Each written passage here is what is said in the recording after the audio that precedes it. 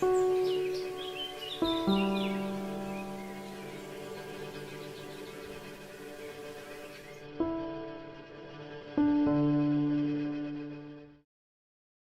juga dulu lah, berapa tahun awal-awal saya mau perkenalan dengan sosmed ya. Saya ikut-ikutan untuk mengucapkan selamat hari ibu, dan itu boleh, nggak masalah gitu, nggak masalah. Cuman permasalahannya adalah ibu anda main sosmed apa tidak. Lah ibu anda tuh nggak main sosmed. Ibu saya itu nggak ngerti. Ibu saya itu orang kampung gitu ya, nggak ngerti apa-apa. Kalau HP bunyi aja keder nyalainnya, apalagi bermain sosmed. Jadi ibu saya, apa namanya, untuk masalah-masalah kemajuan zaman ya, untuk masalah gadget, ibu saya itu sangat awam sekali. Nah terus kalau kemudian saya mengucapkan hari ibu, untuk siapa? Ibu saya nggak baca itu. Kenapa kita nggak telepon aja minimal, karena kita jaraknya jauh ya, selamat hari ibu. Jadi itu hanya euforia dunia maya saja sih kebanyakan. Toh mayoritas itu mereka nggak pernah ngucapin selamat hari ibu di depan langsung, atau lewat telepon lah, sekedar tanyain kabarnya, ibu gimana kabarnya, sehat-sehat saja, apakah ada masalah, apakah ada kebutuhan yang mendesak, barangkali saya bisa bantu. Pernah nggak nih terpikir begitu? Kayaknya jarang gitu, saya sendiri jarang. Saya tidak pernah bertanya, ibu ibu kekurangannya apa hari ini. Uh, Semoga saja saya bisa memenuhi kebutuhan ibu, kekurangan ibu hari ini. Rasanya itu jarang. Padahal ibu kita itu tiap hari nggak usah diminta itu pasti ngedoain kita. Jadi selama kita punya apa namanya, selama ibu kita ada, dan selama kita masih bisa mengenang kebaikan-kebaikan seorang ibu, itulah hari ibu. Tidak harus 22 Desember. tidak harus tanggal 22 Desember. Tapi kalau kemudian kita mau merayakannya, nggak masalah, dengan perayaan-perayaan yang positif saja, sebagai sebuah penghargaan ya, untuk mengenang jasa-jasa orang tua. Sebenarnya juga di dalam Islam sendiri, kedudukan seorang ibu memang sudah naik derajatnya ketika Rasulullah hadir di muka bumi dan diutus menjadi rasul oleh Allah, diangkat menjadi rasul. Itu derajat seorang ibu itu naik. Yang tadinya hanya sekedar seorang perempuan yang hanya bekerja di dapur, hanya mengerjakan tugas-tugas rumah tangga saja, tapi levelnya jauh di atas itu. Maka kemudian di hadis Imam Bukhari itu ada salah satu sahabat yang bertanya, ya Rasul, siapa yang pertama kali harus saya hormati? Rasul menjawab, ibumu. Siapa lagi ibumu? Siapa lagi ibumu? Sampai ketiga kali baru ayah. Itu jelas ada tiga tingkat kebaikan seorang ibu itu dibandingkan ayah. Karena apa yang dilakukan ibu itu tidak bisa dilakukan oleh seorang ayah, yaitu pertama mengandung, kemudian melahirkan dan menyusui. Itu hanya bisa dilakukan oleh seorang ibu. Maka dari situlah seorang ibu itu derajatnya tiga tingkatan lebih baik daripada seorang ayah. Dan banyak ancaman yang diberikan oleh Allah dan Rasulnya itu berkaitan dengan bagaimana kita memperlakukan ibu kalau diperlakukan tidak secara baik. Bahwa ada lagi di Sahih Bukhari, ada 3 dosa besar yang sangat besar, kata Rasulullah. Saya mau tunjukkan pada kalian, ada 3 dosa besar yang harus kalian jauhi. Sampai Rasulullah itu ucapkan itu sampai 3 kali. Maukah kalian saya tunjukkan 3 dosa besar yang kalian harus jauhi? Para sahabat mau ya Rasulullah. Kemudian Rasulullah bersabda lagi, yang pertama adalah menyekutukan Allah, yang kedua adalah durhaka kepada orang tua, yang ketiga membuat persaksian palsu. Jadi durhaka kepada orang tua itu dosanya levelnya di bawah di bawah menyekutukan Allah, nomor 2 dosanya. Setelah Setelah menyekutukan Allah itu dosa durhaka kepada orang tua itu di bawah levelnya, di bawah level menyekutukan Allah. Itu betul-betul Allah dan Rasulnya itu sangat memuliakan orang tua, terutama ibu. Ancamannya itu berat.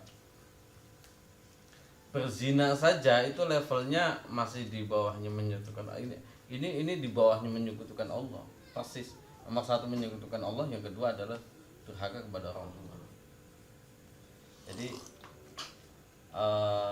disitulah nilai-nilai Islam itu betul-betul menyanjung atau kemudian betul-betul menghargai, menempatkan seorang perempuan itu seperti ratu, menempatkan perempuan itu di atas laki-laki, penghormatannya.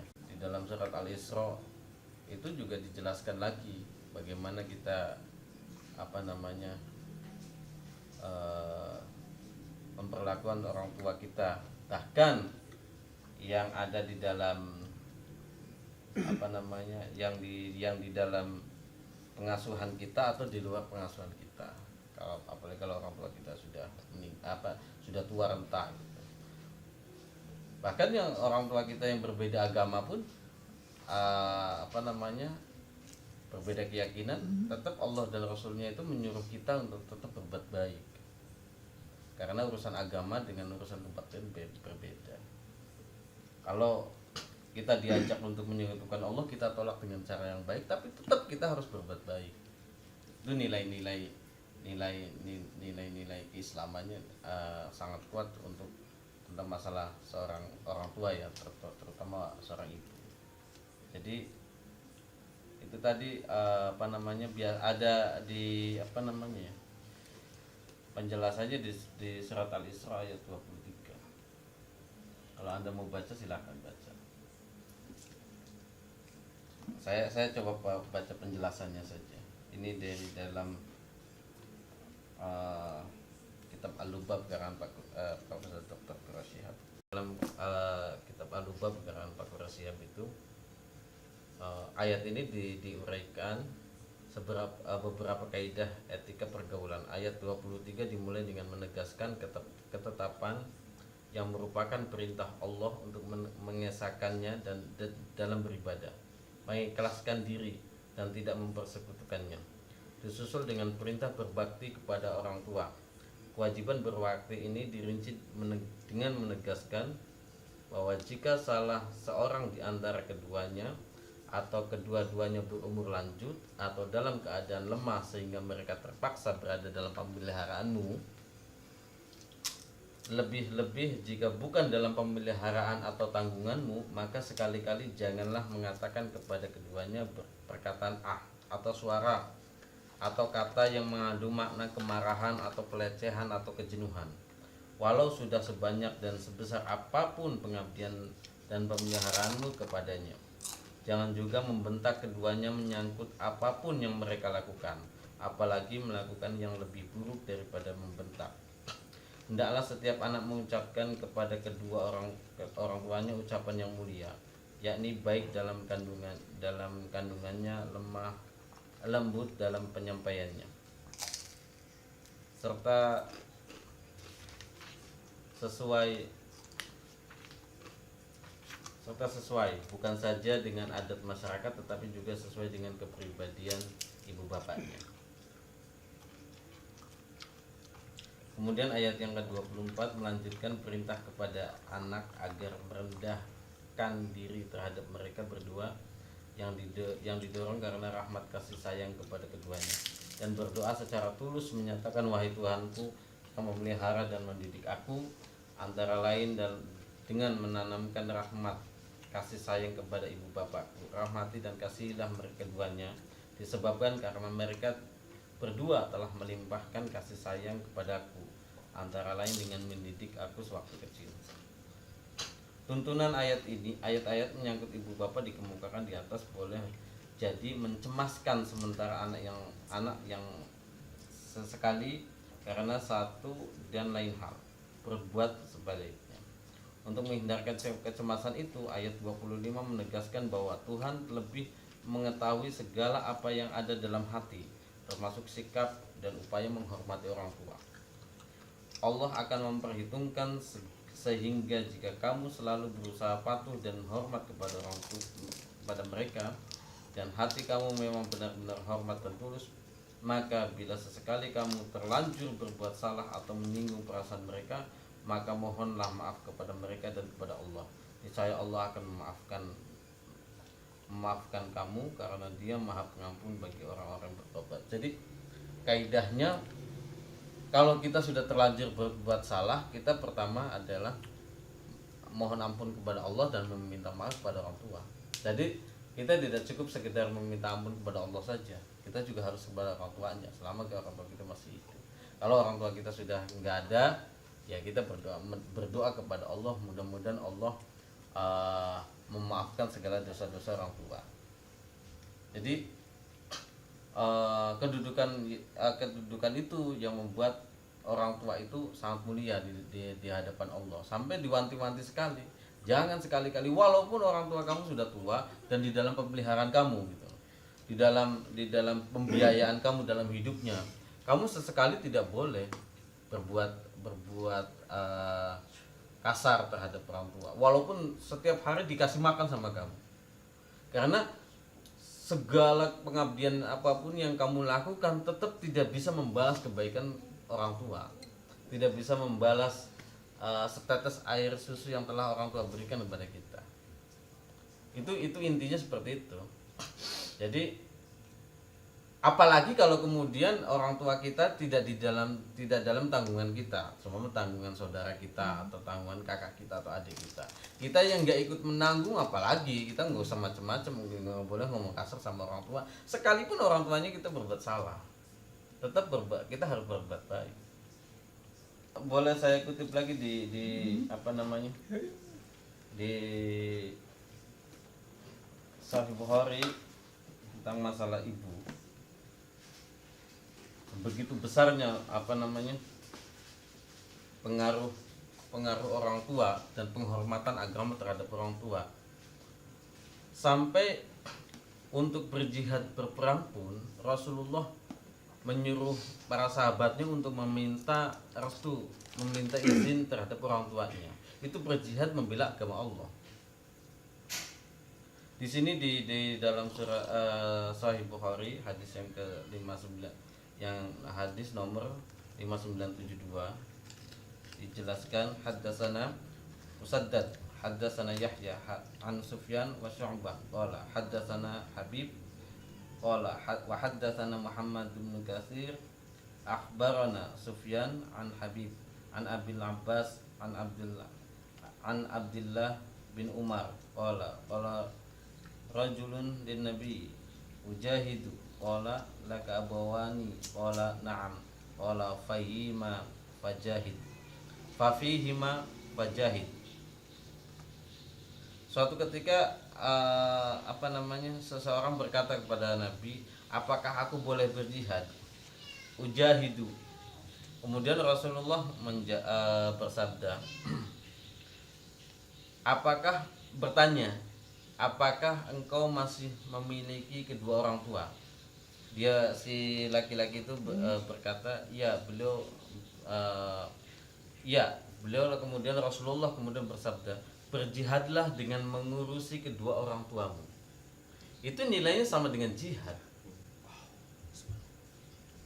Kita mengurusi orang tua itu pahalanya sama seperti jihad fisabilillah, jihad berperang ya. Tapi kalau nggak ada perang, ini jihad yang utama.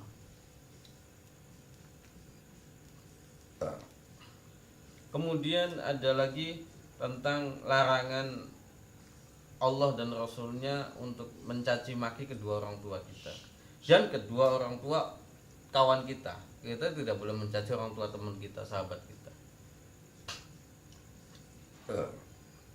Di sini dijelaskan lagi, Rasulullah SAW bersabda, sungguh salah satu dosa yang paling besar adalah apabila seseorang melaknat kedua orang tuanya.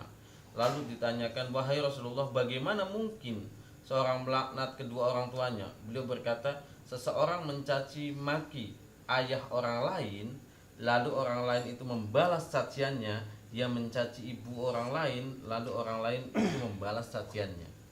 Jadi maksudnya saya tidak pernah mencaci ibu saya, tapi nilainya sama ketika saya mencaci ibu teman saya, itu sama saja kita mencaci ibu saya sendiri. Karena pasti ya orang tua anak si orang tuanya yang kita caci maki itu pasti tidak terima dan dia akan membalas cacian itu membalas kembali gitu loh. Maksudnya begitu. Jadi ketika saya mencaci orang tuanya Hambali, pasti Hambali tidak akan terima dan Hambali pasti akan membalas dengan mencaci maki orang tua kita juga. Jadi ketika nilainya sama. Jadi ketika saya mencaci ibu orang lain, ayah orang lain, orang tua teman kita, itu sama saja kita sedang mencaci maki orang tua kita sendiri. Itu termasuk dosa besar. Ada tuh kan ya ngata-ngatain orang Iya. orang tua cuman Padahal kan gimana ya sekedar nama ya. Ya sekedar bercanda itu. Dulu saya kecil begitu juga. Bapaknya apa dipanggil apa gitu kan. Di apa namanya? Di mirip-miripin siapa gitu ya. Kalau sama nama bapaknya Abu Ubaidillah, nanti dipanggilnya Abu Gosok. Itu sama saja menghina orang tua kita sendiri. Tapi bocah itu. Ya itu memang bocah ya, wajar lah mungkin. Saya juga dulu waktu kecil waktu SD sering lah ngata-ngatain temen bapaknya siapa panggil gitu. Kalau dulu orang Arab itu adat istiadatnya itu ketika memanggil seseorang itu biasanya dengan penghormatan ketika si anak itu dipanggil nama bapaknya. Seperti apa namanya? Abdullah bin Umar itu kalau dipanggil Rasulullah ya Ibnu Umar. Wahai anaknya Umar gitu kan. Tapi kemudian juga sebagai sebuah penghargaan seorang penghargaan ayah untuk anak karena dia punya anak yang baik. Kadang-kadang Rasulullah juga memanggil si ayah itu dengan sebutan anaknya. Ya Abu Abdullah bisa gitu. Ya bukan ya Abu, ya Aba Abdullah. Jadi itu sebagai penghargaan orang tua terhadap anaknya dan anak terhadap orang tuanya.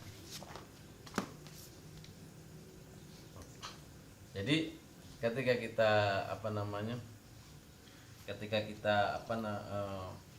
mencaci maki orang tua teman kita, saudara kita, kawan kita, sahabat kita, itu sama seperti kita mencaci orang tua kita sendiri. Nilainya sama, dosanya sama. Dosanya sama. Karena pasti si anak ini yang orang tuanya kita hina ini pasti nggak terima dan dia pasti akan membalas cacian itu. Sebelumnya nih kan ibu tuh telah melahirkan kita kan maksudnya dengan betapa sakitnya gitu ya. Ada nggak sih bang maksudnya penjelasan tuh betul sakitnya seorang ibu melahirkan tuh seperti apa gitu bang? Kalau misalnya kita bayangkan gitu. Sebulan yang lalu saya pernah lihat di YouTube ada simulasi rasa sakit seorang ibu ketika melahirkan. Itu dicoba untuk seorang laki-laki. Jadi alatnya ditempelkan di perut dan semuanya itu tidak ada yang kuat. Jadi level sakitnya manusia itu seumpamanya 100 gitu ya. Level tertingginya yang manusia bisa menahan rasa sakit itu 100. Itu seorang ibu bisa ketika melahirkan itu level sakitnya sampai 150. Tapi untuk ini bang, tradisi di Indonesia nih, yang dibilang tanggal 22 Desember itu merupakan hari ibu itu sejak kapan ya bang? Maksudnya penetapannya apa emang itu dari budaya sejak dulu? Iya itu tadi bahwa ada sejarahnya tanggal 22 Desember tahun 1930-an kalau nggak salah. Itu ada pertemuan kongres gitu para wanita. Kongres wanita untuk menaikkan derajat seorang perempuan levelnya untuk persamaan gender. Nah disitulah kemudian setelah Indonesia merdeka Soekarno menetapkan tanggal 22 dari peristiwa kongres para wanita penggerak aktivis wanita itu kemudian dijadikan hari ibu nasional. Tapi itu tadi hari ibu nasional tapi tidak dijadikan hari libur, hari biasa saja, tapi itu menjadi hari ibu nasional. Walaupun sampai sekarang juga belum ada hari bapak gitu. Seharusnya juga ada juga gitu. Seharusnya ya. Kalau biar berimbang, itu hanya sekedar perayaan saja. Sebagai penghargaan Soekarno lah, Presiden Soekarno terhadap ibu-ibu Indonesia yang telah melahirkan para pejuang-pejuang dan melahirkan bangsa Indonesia ini. Cuman kemudian permasalahannya adalah penghargaan Soekarno terhadap ibu-ibu ini ketika sampai pada generasi selanjutnya itu hanya sebagai sebagai pesta biasa saja gitu loh, sebagai nilai yang tidak ada faedahnya, hanya sekedar selamat hari ibu selesai gitu kan. Yang mengucapkan selamat hari ibu di sosmed banyak, tapi apakah mereka itu yang mengucapkan selamat hari ibu kemudian dia langsung di hadapan ibunya? Permasalahannya kan kayak ibu saya itu nggak ngerti sosmed. Nah kalau saya ngucapin selamat hari ibu di sosmed, ibu saya nggak baca. Mendingan kita telepon aja, ibu selamat hari ibu, semoga ibu tetap sehat walafiat dan semoga ibu ridho ngelahirin saya. Udah gitu aja. Kalau ibu saya ridho melahirkan saya, insya Allah Allah juga ridho. Kan ridho Allah juga bergantung pada ridho orang tua, terutama ibu. Jadi kalau ibu kita itu nggak ridho ngelahirin kita karena kitanya bikin kesel terus, bikin kesalahan terus, nyakitin perasaan orang tua terus. Kadang-kadang rasa ibu itu ridho apa tidaknya itu tergantung dia itu seneng nggak sih punya anak kita. Dan tidak perlu diucapkan. Keriduan orang tua itu kadang-kadang juga nggak bisa diucapkan sendiri oleh ibu kita. Bahkan kebahagiaan seorang ibu kepada kita pun kadang-kadang ibu itu juga tidak bisa menjelaskannya. Kapan sih ibu itu bisa bahagia dengan kita? Jangan-jangan ibu itu ya bisa bahagia hidupnya ketika anak-anaknya bahagia. Ibu itu bisa sedih ketika anak-anaknya sedang sedih. Ibu itu bisa ridho kepada kita, ya mudah-mudahan dengan kebaikan-kebaikan kita yang kita lakukan. Saya juga belum pernah saya bertanya kepada ibu saya, ibu ridho nggak sih kelahiran saya gitu, ibu ridho nggak sih punya anak saya gitu. Saya terus terang belum pernah ketika saya pengen bertanya begitu tuh kayaknya lidahnya kaku gitu kan, rasanya pertanyaan ini tuh sudah telat untuk kita yang sudah dewasa, sudah berumur segini. Kenapa nggak dari dulu gitu bertanya? Paling kita hanya bisa berkoreksi, kita sudah berbuat baik apa gitu loh, kita sudah berbuat apa kepada orang tua kita. Rasanya kalau ditanya begitu, saya belum bisa berbuat apa-apa. Masalahnya andai kata seisi dunia kita miliki dan kita taruh di kaki orang tua, tetap itu tidak bisa membalas kebaikan itu sedikit pun, nilainya kecil. Andai kata segala lambang kebahagiaan, lambang keindahan dunia ini dikumpulkan di tangan kita dan kita taruh di bawah telapak kaki ibu kita, tetap tidak akan berubah, tidak bisa membalas kebaikan seorang ibu. Kita menghajikan ibu kita berkali-kali setiap tahun pun, selama ibu kita masih hidup, tetap itu tidak bisa mengembalikan membalas jasa-jasa seorang ibu. Bahkan ada salah satu sahabat Rasul namanya Uwais bin Al-Qarni. Uwais Al-Qarni itu disebut sahabat sebenarnya sezaman dengan Rasulullah, tapi tidak pernah bertemu langsung dengan Rasulullah. Dia orang Yaman. Ketika dia izin terhadap ibunya, ibu saya izin kepada engkau, saya ingin bertemu dengan Rasulullah. Kemudian ibunya memberikan tenggang waktu 3 hari. Oke, kamu boleh bertemu dengan Rasul selama saya ibu kasih waktu 3 hari. Nanti setelah 3 hari kamu harus pulang langsung. Ternyata ketika 3 hari itu Uwais tidak bertemu dengan Rasulullah. Dia harus menambah waktunya, menambah waktu waktu tinggalnya itu. Tapi karena dia sudah berjanji kepada ibunya dia hanya minta waktu 3 hari saja, maka dia rasa rindu ingin bertemu dengan Rasulullah itu akhirnya pupus gitu loh, akhirnya ditunda lagi karena dia sudah berjanji sama ibunya hanya waktu 3 hari saja. Itu loh, saya nih pengen ketemu sama Rasulullah, cuma selama saya tinggal di Madinah saya nggak ketemu sama Rasul, saya harus memperpanjang waktu tinggal dulu. Ternyata ibu saya sudah melewati batas janji saya kepada ibu saya. Uwais Al-Qarni mengalah, dia tidak bertemu dengan Rasulullah, dia kembali kepada ibu. Apa yang terjadi? Allah menitipkan salam kepada Rasulullah untuk Uwais Al-Qarni. Bahkan kemudian Rasulullah pernah bersabda begini. Ketika ada rombongan dari Yaman, siapa yang kenal Uwais Al-Qarni? Hampir semuanya nggak begitu terkenal Uwais Al-Qarni. Bukan siapa-siapa gitu loh. Tapi namanya dia terkenal di langit.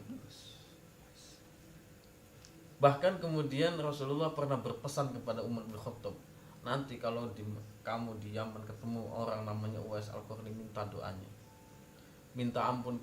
Mintakan ampun kepada Allah lewat doanya Uwais Al-Qarni, maka Allah akan mengabulkannya. Jadi Uwais Al-Qarni ini tidak pernah bertemu dengan Rasul, tapi Allah pernah nitipin salam kepada Rasulullah untuk Uwais Al-Qarni karena kecintaannya dan kepatuhannya dan kebaktiannya terhadap orang tua, terutama ibunya.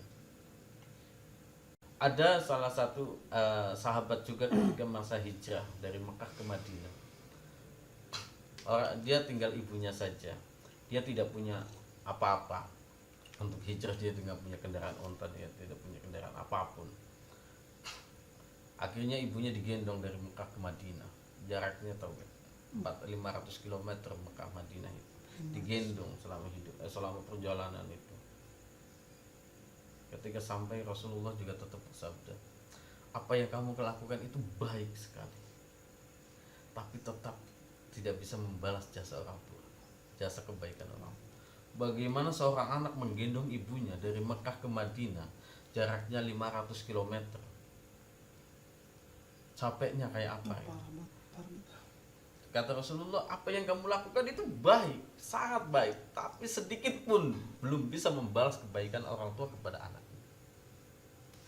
Kita pernah menggendong orang tua kita ketika sakit? Saya belum pernah. Ya alhamdulillah kalau nyebokin saya beberapa hari, waktu hampir 3 minggu saya nyebokin orang tua. Itu pun menurut saya nggak ada apa-apanya. Ibu saya nyebokin saya itu berapa bulan, berapa tahun. Saya cuma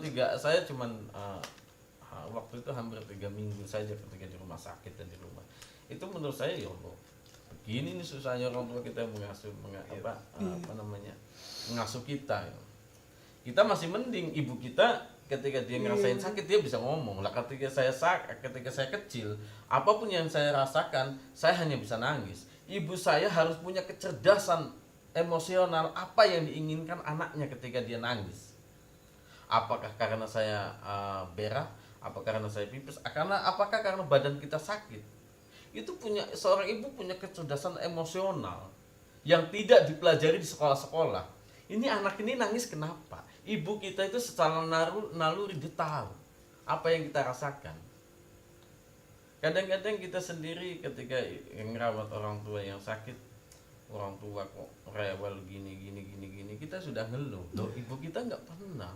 Ibu kita lagi santai-santainya gendong, tiba-tiba kita berakin. Nggak nangis, nggak marah orang tua. Bahkan malah tersenyum, adek habis makan kenyang, berak ya udah, ayo kita cebok, kita ganti popoknya, dibersihin lagi dengan tersenyum. Tapi ketika orang tua kita sudah tua, sudah renta dan tidak bisa berbuat apa-apa, kita ngeluh merawat orang tua. Padahal ketika orang tua itu merawat seorang anak, itu dia merawat anak yang baru lahir kemudian tumbuh besar, karena bertambah tumbuh besar. Tapi ketika seorang anak merawat orang tua, itu hanya nunggu mati. Kata-kata kan gitu. Kalau orang tua sudah renta, kita ngurusin orang tua yang sudah renta, itu cuma nunggu mati. Iya bang, udah bang, gue mau nangis. Terus bang, terus gimana bang? Maksudnya hukum seorang anak yang menaruh orang tuanya yang udah tua ke panti jompo gitu? Selama dia punya kemampuan untuk mengurus orang tuanya, kemudian dia apa namanya, dia titipkan kepada jompo, menurut saya itu durhaka. Menurut saya durhaka. Orang tua menganggap seorang anak itu harta yang terbesar, maka kemudian orang tua diasuh sendiri. Tapi kenapa ketika orang tua sudah tua renta dia lempar ke panti jompo, sedangkan dia punya kemampuan untuk merawat? Itu tadi, kamu merawat orang tua yang udah tua itu cuma nunggu mati. Kenapa kemudian dilempar ke orang lain? Terus nanti waktunya kapan lagi kamu mau membalas kebaikan orang tua gitu loh? Kalau enggak sekarang ini orang tua yang lagi sakit-sakitan, orang tua yang lagi susahan, orang tua yang tidak lagi sehat, tidak lagi kuat. Ini waktunya seorang anak membalas kebaikan orang tuanya, walaupun tidak akan bisa terbalas kebaikan orang tua itu. Tapi paling tidak Allah berikan kesempatan ini loh. Ketika orang tua sakit, ini loh kesempatan seorang anak untuk membalas kebaikan orang tua. Walaupun tidak akan terbalaskan kebaikan orang tua itu terhadap kebaikan anaknya. Walaupun, tapi paling tidak Allah kasih kesempatan ketika orang tua kita sakit. Allah kasih kesempatan untuk anak-anaknya. Nih, kalian saya kasih kesempatan untuk berbuat baik kepada orang tua. Nah, kalau orang tua sakit kemudian dikasih ke panti jompo, terus berarti dia menyia-nyiakan kesempatan itu. Sedangkan ketika orang tua sudah tidak ada lagi, hilanglah kesempatan itu. Kebaikan yang tidak bisa dibalaskan itu ya kebaikan orang tua. Susah balikinnya. Makanya kemudian kita sulit untuk menggambarkan bagaimana sih kita membalas kebaikan orang tua kita. Kita sulit, makanya Allah ajarkan kita tadi bagaimana cara mendoakan orang tua. Rabbighfirli wali walidayya warhamhuma kama rabbayani shaghira. Itu doa yang paling gampang sebenarnya. Jadi kita itu kesulitan untuk mendoakan orang tua. Apa sih caranya? Allah ajarkan. Bukan Allah lepas tangan nih, kamu berbuat baik kepada orang tuanya, maka kamu doakan orang tuanya. Rabbighfirli wali walidayya warhamhuma kama rabbayani shaghira. Ya Allah, ampunilah dosaku dan dosa orang tuaku, dan kasihlah mereka seperti mereka telah mengasihiku pada waktu kecil. Itu Allah ajarkan kita gitu. Jadi Allah tidak dilepaskan. Kamu berbuat baik kepada orang tua, ya sudah, bagaimana cara berbuat baiknya ini diatur. Bahkan mendoakan pun diajarkan. Kadang-kadang kita mau doain orang tua itu seperti apa sih? Allah ajarkan. Biar lebih mudah bagi kita. Cuman permasalahannya memang kebanyakan kita yang jadi anak itu lebih banyak kan lalai. Kemudian bertanya apa kabarnya ibu, bagaimana keadaannya, sehat apa tidak. Hanya sesekali saja. Itu mungkin juga dari kekurangan saya yang masih kurang perhatian terhadap orang tua. Walaupun setiap pulang orang tua pasti, sampai saya segede gini orang tua masih nanyain kamu sholatnya bagaimana. Itu kayak saya masih kayak dianggap anak kecil, karena ada ketakutan dari seorang tua, takutnya kita juga lalai dari Allah gitu. Bagaimana sholat kamu, bagaimana keadaan istri kamu, sehat apa tidak. Ibu saya tidak pernah nanya kamu kesini, kamu pulang dari Jakarta ke kampung bawa duit berapa, ibu mau minta dong berapa. Enggak pernah. Urusan duniawi itu udah lepas saja. Kalau ketemu sama anak yang ditanya itu masalah akhirat. Bagaimana sholat kamu, bagaimana istri kamu, apakah kamu bahagia, istri kamu bagaimana. Jadi yang ditanyakan itu urusan akhirat. Ya mungkin sesekali saja ditanya tentang masalah bagaimana pekerjaan kamu, itu hanya sesekali. Karena untuk apa, kalau orang tua saya berpikir kalau untuk apa punya segala-galanya banyak duniawi tapi sholat udah tinggal, itu apa. Karena kalau urusan duniawi juga sementara saja. Urusan dunia itu cuma sifatnya dua. Kalau kita tidak meninggalkan, kita yang ditinggalkan.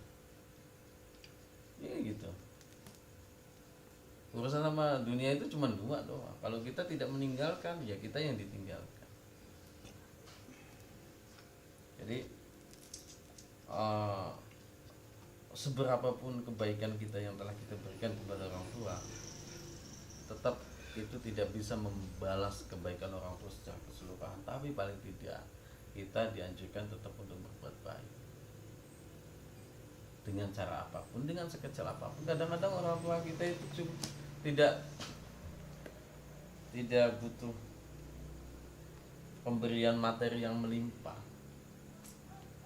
Kadang-kadang untuk membahagiakan orang tua kita itu cukup kita terlihat bahagia.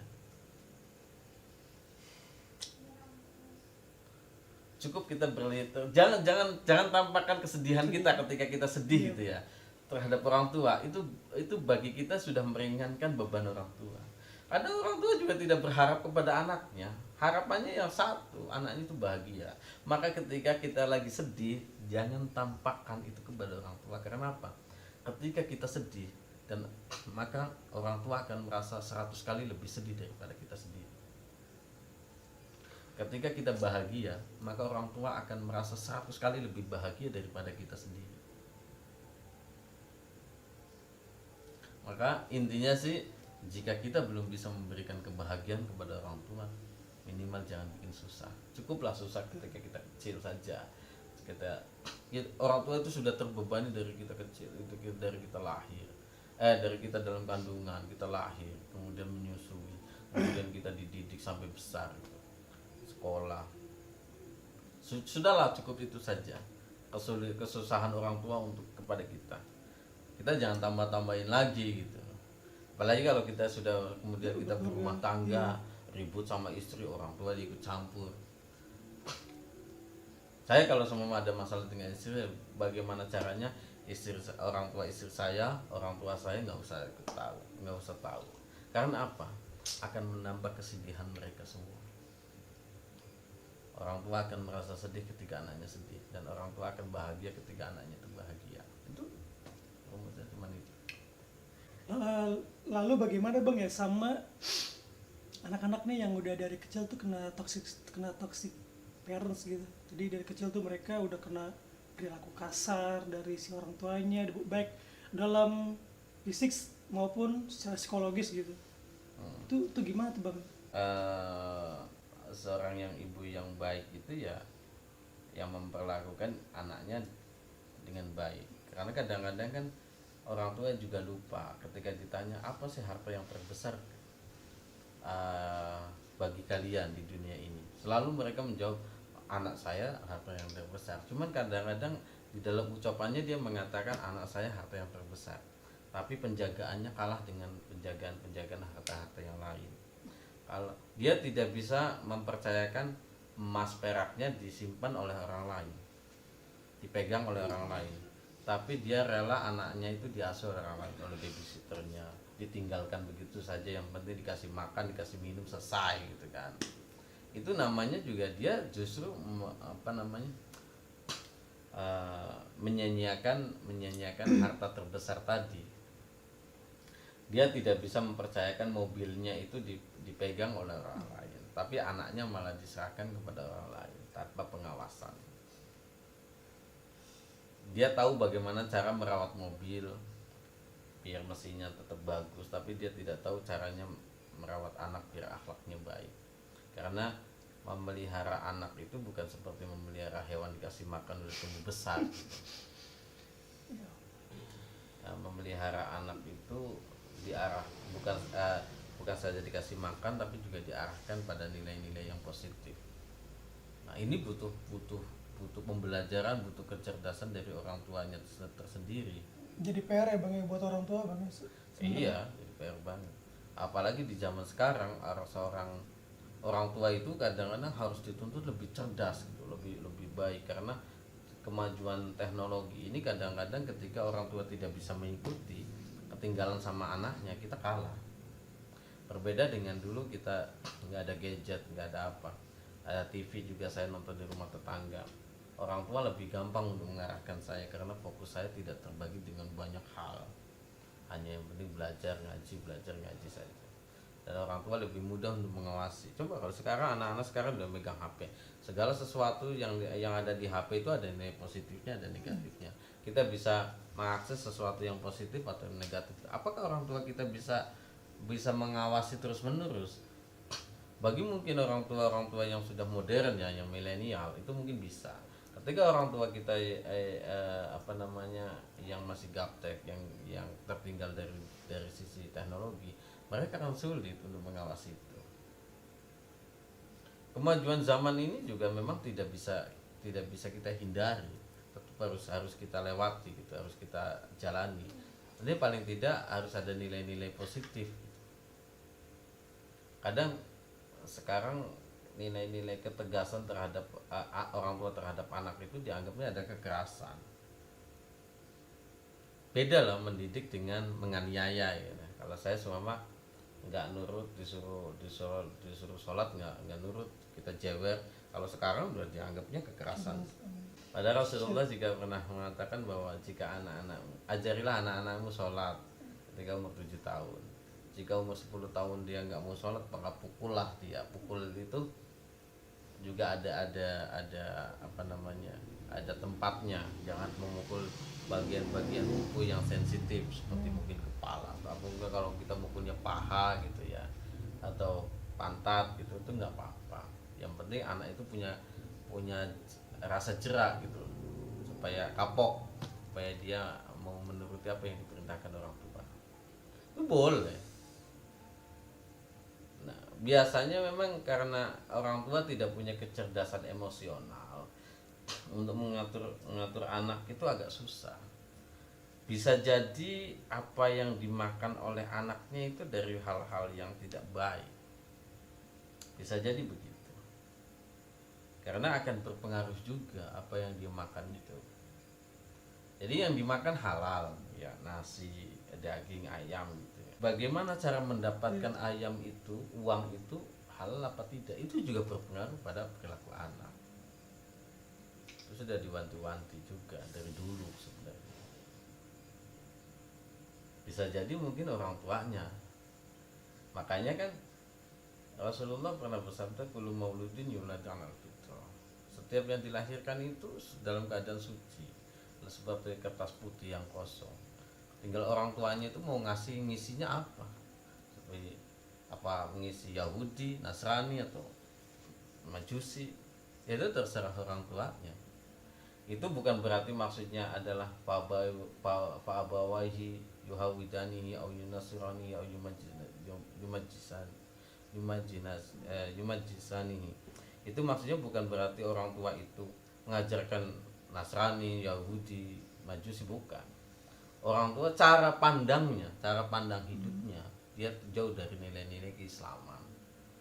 Lebih dari sisi fashion mungkin dia lebih ke barat-baratan, lebih ke Nasrani atau Yahudi. Dari cara berpikirnya juga sama. Jadi mungkin identitasnya dia tetap Islam gitu ya, karena orang tuanya Islam. Tapi cara pandangnya, cara hidupnya, cara berpakaiannya, cara stylenya itu tidak menggunakan cara-cara yang Islami. Itu yang dimaksudkan oleh Rasulullah dari hadis itu yaitu. Jadi bahkan anak yang lahir dari perbuatan zina pun tetap dalam keadaan suci. Dia tidak terkena dosa turunan dari orang tuanya. Tinggal nanti arah anaknya itu diarahkan seperti apa, yaitu tugas orang tua. Selama ini kan ada istilah anak yang durhaka. Karena istilah agama itu juga ada anak yang tidak berbuat baik kepada orang tuanya. Orang tua yang durhaka menurut saya juga ada, yaitu orang tua yang menyia-nyiakan pendidikan anaknya, orang tua yang menyia-nyiakan mengasuh anaknya. Itu juga durhaka. Karena banyak sekali orang tua ya yang lebih fokus suami istri kerja di luar, kemudian anak-anaknya tidak diasuh dengan baik. Itu juga menyanyikan, kan dia selalu mengatakan harta yang terbesar adalah anak ya. Tapi malah anaknya nggak begitu terurus dari nilai-nilai pendidikan ya, makan, minum, sekolah, bayar, kendaraan, apa yang anaknya minta itu dikasih. Yes, dari sisi fisik, dari sisi materi anak itu terpenuhi, tapi dari sisi batin, dari sisi pendidikan, dari sisi moral itu anak itu kosong. Itu juga dosa orang tua. Itu termasuk orang tua yang durhaka menurut saya. Maka beruntunglah ketika orang-orang ada kita yang punya orang tua itu yang fokus, terutama ibu yang fokus mendidik anak-anaknya. Dia lebih mengesampingkan urusan duniawi daripada urusan materi, daripada urusan pendidikan. Karena pada akhirnya orang itu yang dituntut ada akhlaknya. Kita bisa, seorang orang tua bisa mendidik anaknya bisa jadi profesor, bisa jadi dokter, bisa jadi insinyur. Tapi kalau akhlaknya nggak baik, tetap dia nyusahin orang tua nantinya. Tapi bagaimanapun seumpama anaknya cuma jadi kuli, anaknya cuma jadi pekerja serabutan, tapi kalau akhlaknya baik, insya Allah nggak nyusahin orang tua di masa tuanya ya, di masa tuanya. Insya Allah, karena dia tahu posisi dia sebagai anak itu seperti apa dan tugas-tugas anak itu seperti apa terhadap orang tuanya. Itu dia tahu. Karena dari awal dia sudah tahu posisi. Ya paling tidak itu tadi, bahwa ketika seorang tua mengatakan bahwa anak adalah harta terbesar, titipan Tuhan yang paling mulia, maka perlakukanlah dengan sewajarnya. Maka kesampingkanlah urusan-urusan selain urusan anak. Dinomor dua kan urusan-urusan anak. Kalau nomor satu kan anak. Kita kan sudah mengatakan bahwa harta yang utama adalah anak, maka anaklah yang diutamakan, bukan harta yang lain-lain. Masalahnya adalah itu tadi, orang tua takut besok itu anak saya makan apa. Jadi dia sibuk sekali mencari makan, pada akhirnya dia melupakan anak saya itu sudah sholat apa belum, sudah bisa ngaji apa belum.